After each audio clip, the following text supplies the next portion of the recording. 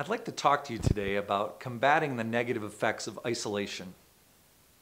It's one thing to understand that social distancing seems like a wise way to care for people around us and to reduce the expected strain on medical workers while the virus was making its way through our population. But the weeks of isolation can take their toll on hearts and minds and even bodies. Some live completely alone, and they feel the isolation very acutely.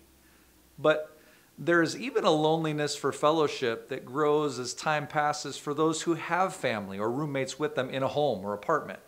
It's kind of a certain antsiness that's hard to quantify sometimes.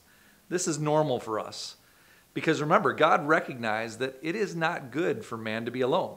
So loneliness and isolation were not a part of God's original plan for people to exist long term in that way. One caveat though, there are those that love aloneness, and it plays to their comfort, and actually re-emerging from this time will be more work for them. That's why these people in this time have to work on some of the things I'll mention later with a view on how to serve others and bring benefit to others' lives by how they use their alone time. There are times where isolation can produce good spiritual things though, right? Consider in Matthew 14:23, Jesus went intentionally to be alone in order to pray. So I'd encourage you to leverage this time, the remaining time, to grow in your praying. And instead of being a victim of loneliness, choose to utilize it, just you and God. In Mark 6:31 and 32, Jesus told his disciples to use time away from people to rest after hard, focused ministry to large amounts of people.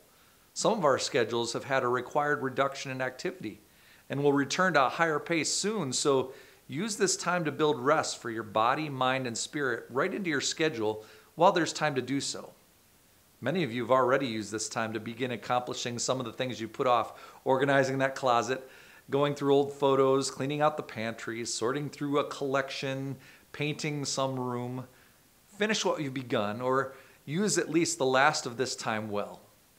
You could begin reading some of those books you haven't taken time yet to read, and figure out then where to add that reading time into life reimagined. You could learn a new skill. YouTube can be amazing for picking up new things.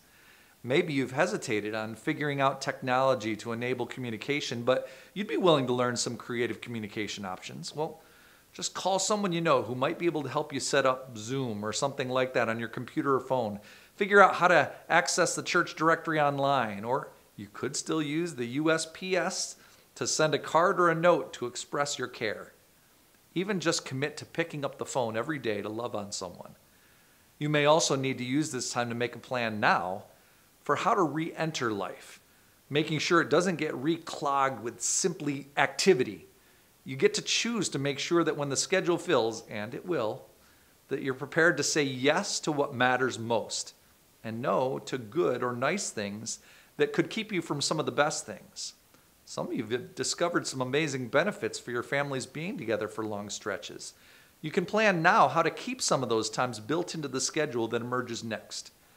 This time of social distancing was known by God before we had time. So it's part of his plan for your life. He wants you to leverage it for his glory, for the encouragement of others, and your own personal growth.